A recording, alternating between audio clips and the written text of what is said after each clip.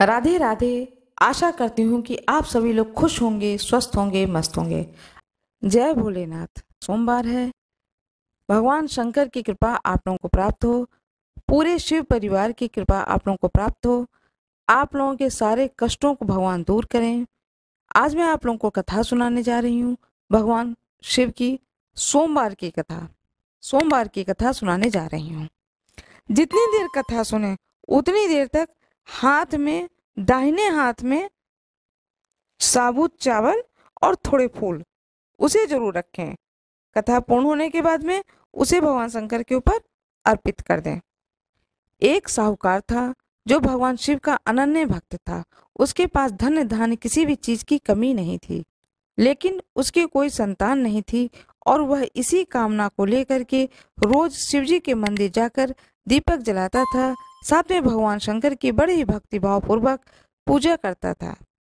उसके इस भक्तिभाव को देखकर एक दिन माता पार्वती ने शिव जी से कहा कि हे प्रभु, यह साहूकार आपका अनन्य भक्त है।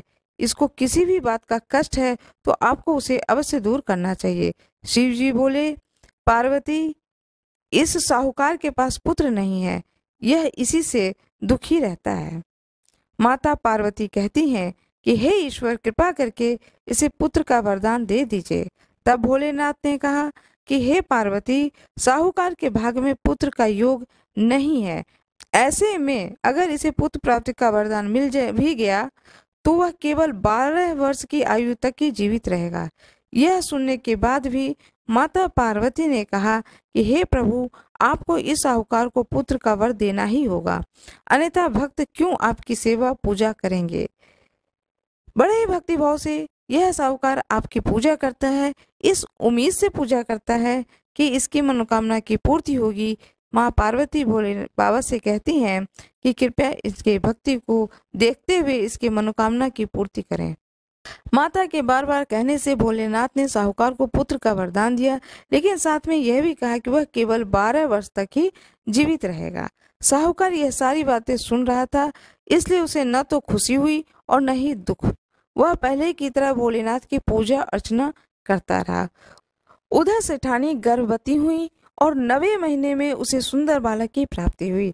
परिवार में खूब हर्ष उल्लास मनाया गया, लेकिन साहूकार पहले की ही तरह रहा। उसे बालक की 12 वर्ष की आयु का जिक्र किसी से भी नहीं किया। जब बालक की आयु 11 वर्ष की हो गई तो एक दिन साहूकार की सिठानी ने बालक के विवाह के लिए कहा। तो साहूकार ने कहा कि वह अभी बालक को पढ़ने के लिए काशी भेजेगा।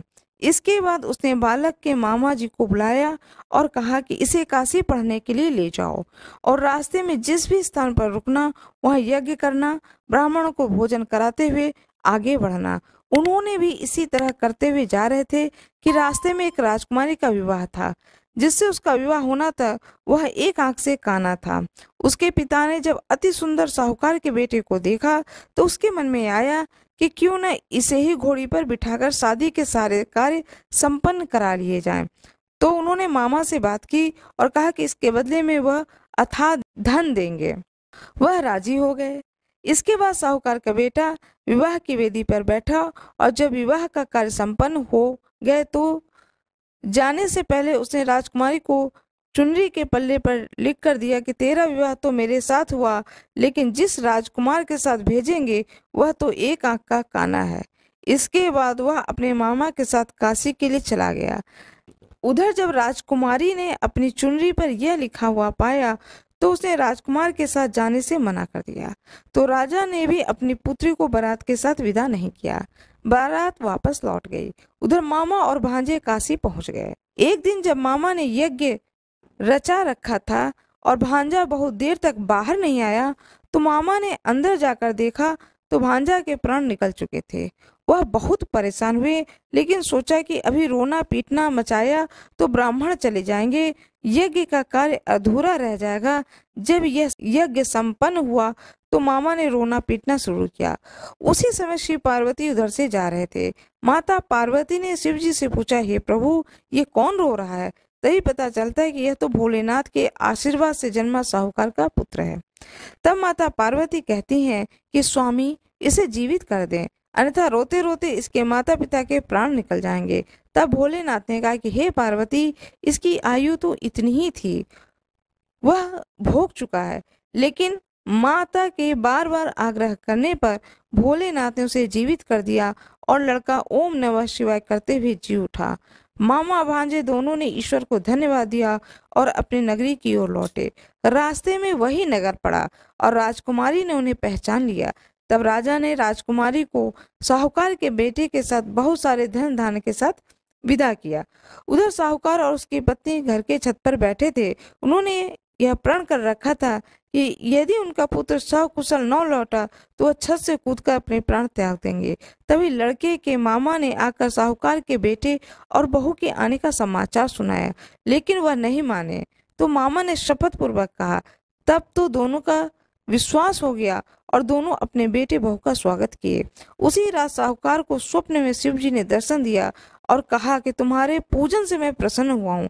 इसी प्रकार जो भी व्यक्ति कथा को पढ़ेगा और सुनेगा उसके समस्त दुख दूर हो जाएंगे और मनोवांछित सभी कामनाओं की पूर्ति होगी। ओम नमः शिवाय। इस प्रकार से यह सोमवार की कथा की समाप्ति होती है। भगवान शिव की कथा पूर्ण हुई। अब भगवान शंकर की स्तुति करें। जो भी स्तुति आपको आती हो वह स्तुति करें। नमामि स्मीशान, लिंगा अष्टकम, जो भी स्तुति आती है उस स्तुति का पाठ करें। कर्पूर गौरम करुणावतारम, यह स्तुति करें। इसके बाद भगवान शंकर के पूर्ण मनोभाव से ध्यान लगा करके बड़े भावपूर्ण तरीके से आरती करें। गणेश जी की पहले आरती करें, फिर भगवान शंकर की आरती करें, माता पार्वती को आरती करें, पूरे शिव परिवार की आरती करें।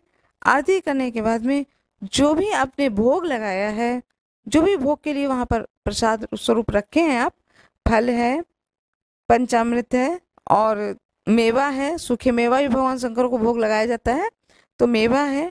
जो जिन जिन चीज़ों का आपने भोग लगाया है उसे भोग लगाएं। भोग लगाने के बाद में आरती पूरे परिवार को दें। पूरे परिवार भावपूर्ण तरीके से आरती लें। भगवान शंकर का जो प्रसाद है उसे पूरे परिवार को दें और स्वयं भी ग्रहण करें। जो व्रती है वह स्वयं भी ग्रहण करें। इस तरह से करने से भगवान शंकर का जो ये कथा है इसको सुनने का पूर्ण फल प्राप्त होता है।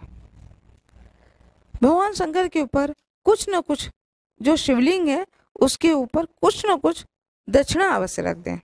इस बात का जरूर ध्यान रखें। यदि घर में पूजा कर रहे हैं तो पूजा स्थान पर शिवलिंग हो, फोटो हो, जो भी हो, उस पर कुछ दक्षिणा चढ़ा दें। और यदि मंदिर में है तो भी दक्षिणा वहां रख दें। चलते समय उस दक्षिणा को उठा करके दान पात्र में डाल दें, या कोई पुजारी जी हो, कोई पंडित जी हो मंदिर में तो पंडित जी को दे दें। इस तरह से कुछ न कुछ दान अवश्य निकालें। पूरी पूजा समाप्त होने के बाद में भगवान शंकर से क्षमा प्रार्थना अवश्य करें।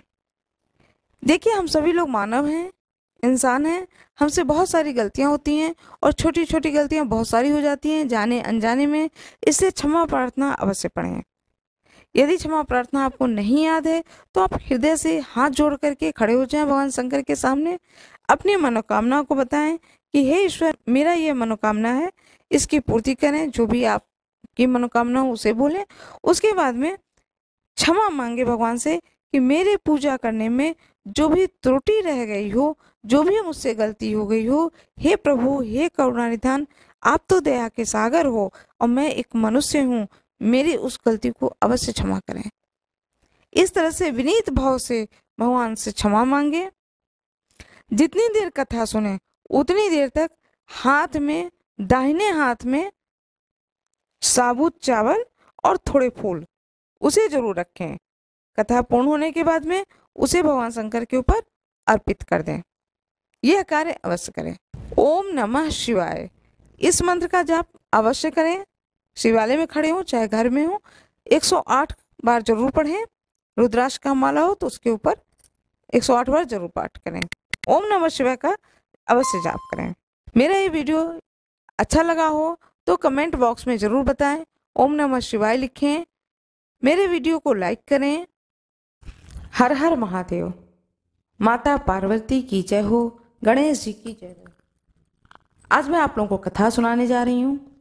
भगवान शंकर और माँ पार्वती के विवाह की कथा। हमारे पौराणिक ग्रंथों में अनेकानेक देवी देवताओं के विवाह का वर्णन है, किंतु जैसी भव्य सुंदर बारात का वर्णन भगवान शंकर और माँ पार्वती के विवाह के संदर्भ में दिया गया है, उसकी तुलना कहीं भी नहीं हो सकती है।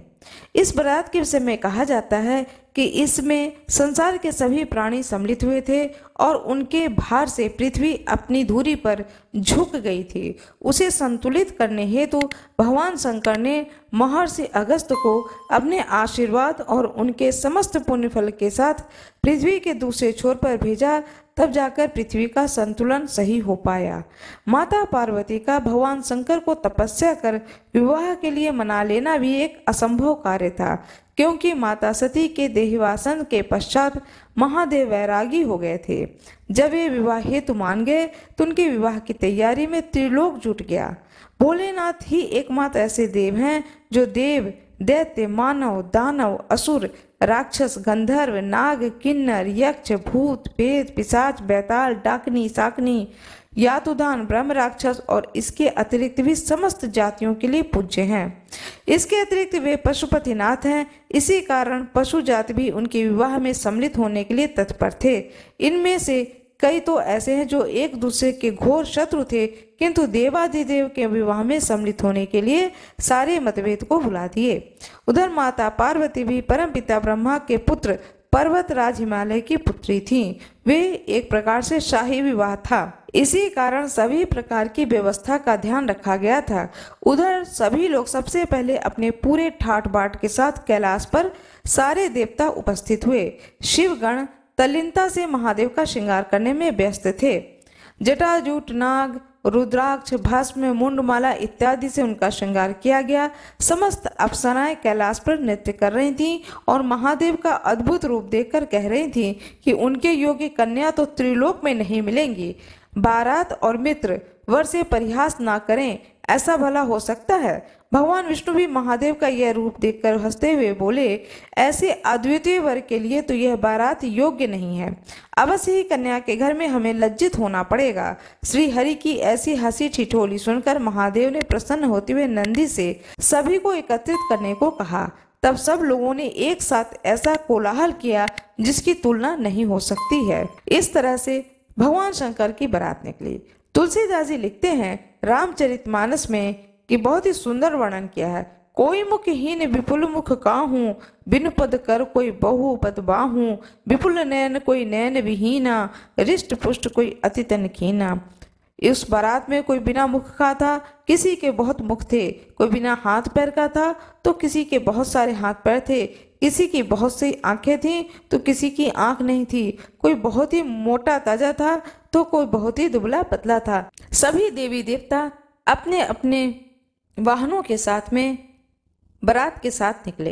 अपने गणों भृंगी, वीरभद्र, भैरव, क्षेत्रपाल, गणेश्वर, शंखकर्ण, कंकराक्ष, विकृत, विशाख, विकृतानन, ये सब अत्यंत शोभादायी दिखाई दे रहे थे। स्वयं चंडी देवी महादेव की बहन बनकर आई थीं। उनका रूप भी अद्भुत था। उन्होंने सर्पों का आभूषण धारण किए था, प्रेत पर सवार थीं एवं सर पर स्वर्ण कलश उठाया हुआ था। बारात के मध्य में भगवान विष्णु एवं भगवान ब्रह्मा क्रमशः गरुड़ एवं हंस पर सारी व्यवस्था का निरीक्षण करते हुए चल रहे थे। माता गायत्री, सावित्री, सरस्वती, लक्ष्मी और अन्य पवित्र माताएं उस बारात की शोभा बढ़ा रही थीं। सप्त ऋषियों सहित सभी ऋषि मुनि स्वास्ति गान करते हुए चल रहे थे। देवराज इंद्र समस्त देवताओं से एवं कुबेर, यक्षों एवं गंधर्वों से घिरे चल रहे थे। श्रेष्ठ मनुष्य इन सभी के दर्शन कर स्वयं को धन्य मानते हुए आगे बढ़ रहे थे। भगवान शिव को तनिक पीछे छोड़कर भगवान विष्णु और परमपिता ब्रह्मा शेष देवताओं, यक्ष, गंधर्वों आदि को लेकर आगे बढ़े। हिमालय के द्वार पर अनेक सुंदर स्त्रियों के बीच माता पार्वती की माता मैनावती ने सबका स्वागत किया। श्री हरि, ब्रह्मा जी और सभी देवताओं का सुंदर रूप देखकर मैनावती अत्यंत प्रसन्न हुई एवं व्यग्रता से भगवान शिव के आने की प्रतीक्षा करने लगी। शिव गणों भूत प्रेतों से घिरे अद्भुत वेशधारी महादेव जब वहां पहुंचे तो उनका भयानक रूप देखकर नगरवासी डरकर पीछे हटने लगे। मैनावती तो मारे भय के अचेत हो गईं। वहां उपस्थित श्रेष्ठजन एवं स्वयं हिमालय राज भी महादेव की लीला न समझकर उनका वह रूप देखकर दुखित हो गए। हिमालय राज ने दुखी मन से उन अद्भुत वेशधारी शिव को द्वार के अंदर आमंत्रित किया। तभी मैनावती की तंद्रा टूटी और उन्होंने उस विवाह से मना कर दिया। अपनी पुत्री पार्वती को अपने अंक में भरकर रोते हुए बोली, हे पुत्री, क्या इस भयानक वेशधारी वर हेतु ही तुमने इतनी भीषण तपस्या की थी? अपनी ऐसी सुंदर और कोमल पुत्री, जिसकी संसार में कोई तुलना नहीं है, को मैं कदापि इस औघड़ के हाथों नहीं सौंपूंगी। पता नहीं नारद को मुझसे कौन सा ऐसा बैर था जो तुम्हारा लगन इस भभूतधारी के साथ लगवा दिया। चाहे मेरे प्राण ही क्यों न जाए, किंतु मैं ये विवाह नहीं होने दूंगी। इस प्रकार मैनावती अपने पुत्र को पकड़े विलाप करने लगी। तब माता पार्वती ने मैनावती को समझाते हुए कहा, हे माता, तुम महादेव की इस लीला को नहीं जानती हो। वैसे भी मनुष्य के प्रारब्ध में जो होता है उसे वही प्राप्त होता है। तब हिमालय राज ने अपनी पत्नी को समझाते हुए कहा कि प्रिय, तुम कदाचित अपनी पुत्री को नहीं पहचान रही हो। पूर्व काल में श्री राम की पत्नी सीता का रूप धरने के कारण जिस जगत जननी सती को महादेव ने त्याग दिया था, वही इसी जन्म में तुम्हारी पुत्री के रूप में जन्मी है। इसका संबंध तो महादेव से पहले से ही जुड़ चुका है। आज तो बस विवाह की औपचारिकता भर है। अपनी पुत्री और पति के ऐसे वचन को सुनकर मैनावती ने अंततः वर का स्वागत किया। तब अपनी सास को दुखी देखकर महादेव ने कोमल स्वर में उनकी इच्छा पूछी। तब मैनावती ने उनसे उस औघड़ के वेश को छोड़कर राजकुमारों वाला वेश धरने की इच्छा की। उनकी प्रार्थना को स्वीकार कर भगवान शिव ने नारायण से स्वयं का श्रृंगार करने को कहा। तब भगवान विष्णु और देवताओं ने महादेव को जनवासे में ले जाकर उनका श्रृंगार किया और जब वह वेदी पर आए तो उनका रूप करोड़ों कामदेवों को भी लज्जित कर रहा था। उस समय तक जो कोई देवी पार्वती को अद्भुत रूप देखकर आश्चर्य करते, वे महादेव के इस अति सुंदर रूप को देखकर मंत्रमुग्ध हो गए। विवाह से पूर्व वर वधु पक्ष द्वारा अपने कुल का परिचय देने की रस्म आई। तब पर्वतराज हिमालय ने गर्वपूर्वक अपने कुल का परिचय देते हुए कहा, यह समस्त जगत जिस महाब्रह्मा से उत्पन्न हुआ है, मैं उनका पुत्र हूँ। सप्त ऋषियों सहित सभी मानस पुत्र, प्रजा का पालन करने वाले महाराज मनु, देवर्षि नारद इत्यादि मेरे भ्राता हैं। महापर्वत मेरु की पुत्री मैनावती कन्या की माता हैं और संसार के सभी पर्वत और वनस्पति उनके संबंधी हैं। यह कहकर हिमालय ने वर से अपने कुल के परिचय देने को कहा। यह देखकर सभी ने महादेव की ओर देखा, किंतु वे मौन बैठे रहे। तभी हिमालय ने श्री हरि एवं अपने पिता ब्रह्मा जी से वर के कुल का परिचय देने को कहा, किंतु वे दोनों भी मौन बैठे रहे। तभी सभी को दुविधा में देखकर देवर्षि नारद ने अपनी वीणा बजाना आरंभ कर दिया। यह देख करके मैनावती ने उनसे पूछा, इतनी गंभीर बात पर वे अपनी वीणा की ध्वनि को क्यों दे रहे हैं? तब नारद जी ने कहा, हे देवी, मैं आपको महादेव की उत्पत्ति के विषय में संकेत दे रहा हूँ। ये स्वयं शंभु हैं, इसलिए न तो इनका कोई पिता है, न माता है, न कोई कुल है अथवा गोत्र है। जब संसार अस्तित्व में आया तो जो सबसे पहली चीज उत्पन्न हुई थी वह ध्वनि, जो आदिनाद भी इन्हीं निर्विकार महारुद्र द्वारा ही आस्तिक में आया है। इसी कारण से मैं अपनी वीणा को तान दे रहा हूँ। यह सुनकर हिमालय और मैनावती महादेव के चरणों में झुक गए एवं विधि पूर्वक देवी पार्वती का विवाह भोलेनाथ से किया। स्वयं ब्रह्मा जी ने विवाह संपन्न करवाया। तत्पश्चात मैनावती ने माता पार्वती को श्रेष्ठ सती के कर्तव्यों का उपदेश दिया और फिर अनेकानेक उपहार देकर पर्वतराज ने अपनी पुत्री को विदा किया। जो कोई भी भगवान शिव और माता पार्वती के विवाह की इस पावन कथा को सुनता है, उनके सारे कष्टों का नाश होता है। जिस किसी का भी विवाह होने वाला है, वे इस कथा को अवश्य सुने। यदि किसी कन्या अथवा वर के विवाह में विलंब हो रहा हो तो इस कथा को सुनने से शीघ्र ही उन्हें मन चाहे वर वधु की प्राप्ति होती है। हर हर महादेव। बाबा भोलेनाथ की जय, माता पार्वती की जय, भगवान गणेश की जय, भगवान विष्णु की जय, सभी देवी देवताओं की जय, ऋषि गणों की जय। भगवान श्री गणेश जी की कथा कहानी का वर्णन अनेक ग्रंथों में मिलता है। श्री गणेश जी ने कई लीलाएं ऐसी की हैं जो श्री कृष्ण की लीलाओं से मिलती जुलती है। इन लीलाओं का वर्णन गणेश पुराण, शिव पुराण, ब्रह्मवैवर्त पुराण में मिलता है। श्री गणेश का पूर्ण जीवन ही रोचक घटनाओं से भरा पड़ा है और इसी में से एक है कि आखिर क्यों श्री गणेश जी की पूजा पर तुलसी अर्पित नहीं की जाती है। भगवान गणेश तथा तुलसी जी की कथा। प्रायः पूजा अर्चना में भगवान को तुलसी चढ़ाना बहुत पवित्र माना जाता है। व्यवहारिक दृष्टि से भी तुलसी को औषधीय गुणों वाला पौधा माना जाता है, किंतु भगवान गणेश जी की पूजा में पवित्र तुलसी का प्रयोग निषेध माना गया है। इस संबंध में एक पौराणिक गणेश जी की कथा है। एक बार श्री गणेश गंगा के किनारे तप कर रहे थे, तभी विवाह की इच्छा से तीर्थ यात्रा पर निकली देवी तुलसी वहां पहुंची। वह श्री गणेश के रूप पर मोहित हो गईं। तुलसी जी ने विवाह की इच्छा से उनका ध्यान भंग किया। तब भगवान श्री गणेश ने तुलसी द्वारा तप भंग करने को अशुभ बताया और तुलसी की मनसा जानकर स्वयं को ब्रह्मचारी बताकर उनके विवाह के प्रस्ताव को नकार दिया। इस बात से दुखी तुलसी जी ने श्री गणेश जी को 2 विवाह होने का श्राप दिया। श्री गणेश ने भी तुलसी जी को श्राप दे दिया कि तुम्हारी संतान असुर होगी। एक राक्षस की मां होने का श्राप सुनकर तुलसी जी ने श्री गणेश जी से माफी मांगी। तब श्री गणेश जी ने तुलसी जी से कहा, तुम्हारी संतान शंखचूर्ण राक्षस होगा, किंतु फिर तुम भगवान विष्णु और श्री कृष्ण को प्रिय होने के साथ ही कलयुग में जगत के लिए जीवन और मोक्ष देने वाली होगी। पर मेरी पूजा में तुलसी चढ़ाना शुभ नहीं माना जाएगा। तब से ही भगवान श्री गणेश जी की पूजा में तुलसी वर्जित मानी गई हैं। हर हर महादेव। बाबा भोलेनाथ की जय, माता पार्वती की जय, भगवान गणेश की जय, भगवान विष्णु की जय, सभी देवी देवताओं की जय। श्री महालक्ष्मी व्रत कथा। आज मैं आप लोगों को कथा सुनाने जा रही हूँ, महालक्ष्मी व्रत कथा। यह व्रत कथा जितने दिन तक आप लक्ष्मी जी की पूजा करें, पूरे 16 दिन की, तो नित्य प्रति इस कथा को सुने। पूरे 16 दिन लगातार इस कथा को अवश्य सुने। इस कथा को सुनने से घर की दुख और दरिद्रता दूर होती है। कहते हैं यह दरिद्रता नाशक कथा है। इस कथा को सुनने से घर में सुख, संपत्ति और ऐश्वर्य की प्राप्ति होती है। हाथ में पुष्प और चावल ले लें।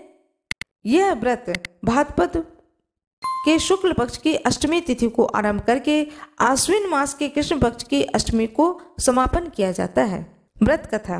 एक समय की बात है, महर्षि द्वैपायन व्यास जी हस्तिनापुर आए। उनका आगमन सुनकर के समस्त राजकुल के कर्मचारी महाराज भीष्म सहित उनका सम्मान आदर कर राजमहल में महाराजा को सुवर्ण के सिंहासन पर विराजमान करके अर्ध पाद्य आचमन से उनका पूजन किया। व्यास जी के स्वस्थ चित्त होने पर राजरानी गांधारी और माता कुंती ने हाथ जोड़कर प्रश्न किया कि महाराज, आप त्रिकालज्ञ हैं, तत्वदर्शी हैं। आपसे हमारी प्रार्थना है कि स्त्रियों को कोई ऐसा व्रत, सरल पूजन बताइए जिससे हमारी राज्य लक्ष्मी, सुख, पुत्र, पौत्र, परिवार सदा सुखी रहे। इतना सुनकर व्यास जी ने कहा कि हम ऐसे व्रत का उल्लेख कर रहे हैं जिससे सदा लक्ष्मी जी स्थिर होकर के निवास करती हैं उस स्थान पर और सुख प्रदान करेंगी। यह श्री महालक्ष्मी व्रत, जिसका पूजन प्रतिवर्ष आश्विन, जिसे कि क्वार का महीना भी कहा जाता है, कृष्ण पक्ष की अष्टमी को माना जाता है। तब राजरानी गांधारी ने कहा कि हे महात्मन, यह व्रत कैसे आरंभ होता है, किस विधान से पूजन होता है, यह विस्तार से बताने का कष्ट करें। तब महर्षि जी ने कहा कि भाद्रपद शुक्ल पक्ष की अष्टमी के दिन सुबह व्रत का मन में संकल्प कर किसी जलाशय में जाकर स्नान कर स्वच्छ वस्त्र पहनकर ताजी दुर्वा से महालक्ष्मी जी को जल का तर्पण देकर प्रणाम करना चाहिए। फिर घर आकर शुद्ध 16 धागों का एक गंडा बनाकर प्रतिदिन एक गांठ लगानी चाहिए। इस प्रकार 16 दिन की 16 गांठ का एक गंडा तैयार कर आश्विन माह की कृष्ण पक्ष की अष्टमी को व्रत रखकर मंडप बनाकर चंदोबा तानकर उसके नीचे माटी के हाथी पर महालक्ष्मी की मूर्ति स्थापित कर तरह तरह की पुष्प मालाओं से लक्ष्मी जी व हाथी का पूजन करके कई पकवान एवं सुवासित पदार्थों का नैवेद्य समर्पण करें। श्रद्धा सहित महालक्ष्मी व्रत करने से आप लोगों को राजलक्ष्मी सदा स्थिर रहेंगी। ऐसा विधान बताकर व्यास जी अपने आश्रम को प्रस्थान कर गए। इधर समय अनुसार भाद्रपद मास के शुक्ल पक्ष की अष्टमी से समस्त राजघरानों की नारियों एवं नगर स्त्रियों ने श्री महालक्ष्मी के व्रत आरंभ कर दिया। बहुत सी नारी गांधारी के साथ प्रतिष्ठा पाने हेतु व्रत का साथ देने लगीं। कुछ नारी माता कुंती के साथ भी व्रत को आरंभ करने लगीं, पर गांधारी जी द्वारा कुछ द्वेष भाव चलने लगा। ऐसा होते होते 15 दिन व्रत के समाप्त होकर 16वां दिन आश्विन कृष्ण पक्ष की अष्टमी का दिन आ गया। उस दिन प्रातः काल से नर नारियों ने उत्सव मनाना आरंभ कर दिया और समस्त नर नारी राजमहल में गांधारी जी के यहाँ उपस्थित हो तरह तरह से महालक्ष्मी जी के मंडप व माटी के हाथी बनाने और सजाने की तैयारियां करने लगीं। गांधारी जी ने नगर के सभी प्रतिष्ठित नारियों को बुलाने को सेवक भेजा, पर माता कुंती को नहीं बुलवाया और न ही कोई सूचना भेजी। उत्सव वाद्य के धुन गुंजारने लगी, जिससे सारे हस्तिनापुर में खुशी की लहर दौड़ गई। माता कुंती ने इसे अपना अपमान समझकर बड़ा ही रंज मनाया और वह दुखी हो गई और व्रत की तैयारी नहीं की। इतने में महाराज युधिष्ठिर, अर्जुन, भीमसेन, नकुल, सहदेव सहित 5 पांडव उपस्थित हो गए। तब अपने माता को गंभीर देखकर अर्जुन ने प्रार्थना की कि हे माता, आप इतनी दुखी क्यों हैं? क्या हम आपके दुख का कारण समझ सकते हैं और दुख करने में भी सहायक हो सकते हैं? आप बताएं। तब माता कुंती ने कहा कि बेटा, जाति अपमान से बढ़कर कोई दुख नहीं है। आज नगर में श्री महालक्ष्मी व्रत उत्सव में रानी गांधारी ने सारे नगर की औरतें सम्मान से बुलाई, पर ईर्ष्यावश मेरा अपमान कर उत्सव में मुझे नहीं बुलाया। पार्थ ने कहा, हे माता, क्या वह पूजन का विधान सिर्फ दुर्योधन के ही महल में हो सकता है? आप अपने घर में नहीं कर सकती हैं? तब माता कुंती ने कहा कि बेटा, कर सकती हूँ, पर वह साज सामान इतनी जल्दी तैयार नहीं हो सकता है, क्योंकि गांधारी के 100 पुत्र हैं और 100 पुत्रों ने माटी का विशाल हाथी तैयार करके पूजन का साज सजाया है। वह ऐसा विधान तुमसे न बन सकेगा और उनके उत्सव की तैयारी आज दिन भर से हो रही है। तब पार्थ ने कहा, हे माता, आप पूजन की तैयारी कर नगर में बुलावा फिराएं। मैं ऐसा हाथी पूजन को बुला रहा हूँ जो आज तक हस्तिनापुर वासियों ने न देखा हो और न ही पूजन किया हो। मैं आज ही इंद्रलोक से इंद्र का हाथी ऐरावत, जो पूजनीय है, उसे बुलाकर तुम्हारी पूजा में उपस्थित कर दूंगा। आप अपनी तैयारी करें। इधर माता कुंती ने सारे नगर में पूजा का ढिंढोरा पिटवा दिया और पूजा की विशाल तैयारी होने लगी। तब अर्जुन ने सुरपति को ऐरावत भेजने का पत्र लिखा और एक दिव्य बाण में बांधकर धनुष पर रखकर देवलोक इंद्र की सभा में फेंका। इंद्र ने बाण से पत्र निकालकर पढ़ा तो आश्चर्य से अर्जुन को लिखा कि हे पांडु कुमार, ऐरावत तो भेज दूंगा, पर वह इतनी जल्दी स्वर्ग से कैसे उतर सकता है? तुम इसका उत्तर शीघ्र ही लिखो। पत्र पाकर अर्जुन ने पत्र में बाणों का रास्ता बना के हाथी उतारने की बात लिखकर पत्र वापस कर दिया। इंद्र ने मातली सारथी को आज्ञा दी कि वह हाथी को पूर्ण रूप से सजाकर हस्तिनापुर में उतारने का प्रबंध करो। महावत ने तरह तरह के साज सामान से ऐरावत को सजाया। देवलोक की अंबर झूल डाली गई। सुवर्ण की पालकी रत्न जड़ित कलशों से बांधी गई। माथे पर रत्न जड़ित जाली सजाई गई। पैरों में घुंघरू सुवर्ण मणियां बांधी गईं, जिसकी चकाचौंध पर मानवजात की आंखें नहीं ठहर सकती थीं। इधर सारे नगर में धूम हुई कि कुंती माता के घर सजीव इंद्र का ऐरावत बाणों के रास्ते पर स्वर्ग से उतरकर पूजा जाएगा। सारे नगर के नर नारी, बालक और वृद्धों की भीड़ ऐरावत को देखने एकत्रित होने लगी। गांधारी के राजमहल में भी इस बात की चर्चा हुई, भी बड़ी चहल पहल मच गई। नगर की नारियां पूजन थाली लेकर भागने लगीं और माता कुंती के महल में उपस्थित होने लगीं। देखते ही देखते सारा महल पूजन करने वाली नारियों से ठसाठस भर गया। सारे नगरवासी ऐरावत के दर्शन को गली, सड़क, महल, अटारियों पर एकत्र हो गए। माता कुंती ने ऐरावत को खड़ा करने हेतु रंग बिरंगे चौक पुरवाकर नवीन रेशमी वस्त्र बिछवा दिए। हस्तिनापुर निवासी तरह तरह के स्वागत तैयारी में फूल, माला, अबीर, केसर हाथों में लेकर पंक्तिबद्ध खड़े थे। इधर इंद्र की आज्ञा पाकर ऐरावत स्वर्ग से बाणों के बनाए रास्ते से धीरे धीरे आकाश मार्ग से उतरने लगा, जिसके आभूषणों की आवाज नगरवासियों को आने लगी। ऐरावत के दर्शन के लिए नर नारियों ने जय जयकार के नारे लगाने आरंभ किए। ठीक सायंकाल ऐरावत माता कुंती के महल के चौक में उतर आया। समस्त नर नारियों ने पुष्प, माला, अबीर, केसर को चढ़ाकर हाथी का स्वागत किया। महाराज धौम में पुरोहित द्वारा ऐरावत पर महालक्ष्मी जी की मूर्ति स्थापना करके वेद मंत्रों द्वारा पूजा की गई। नगरवासियों ने लक्ष्मी पूजा का कार्य करके ऐरावत की पूजा की। फिर तरह तरह के मेवा, पकवान ऐरावत को खिलाए गए। ऊपर से जमुना जल पिलाया गया। फिर तरह तरह के पुष्पों की ऐरावत पर वर्षा की गई।